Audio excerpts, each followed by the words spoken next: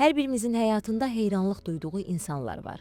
Kimi idmançını, kimi sənətkarı, kimi də tarixi şəxsiyyət özünə nümunə seçir. Ancaq bəzən ən vacib qəhrəmanı, yəni özümüzü unuduruq. Araşdırmalar göstərir ki, özünə inanan insanlar stresin öhdəsindən daha asan gəlir.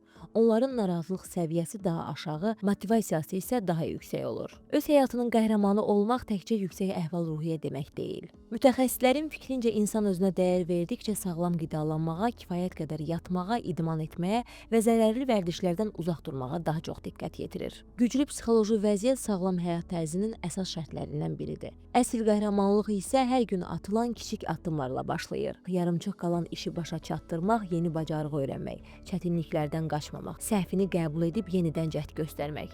Bunların hər biri insanın öz üzərində qazandığı kiçik qələbələrdir.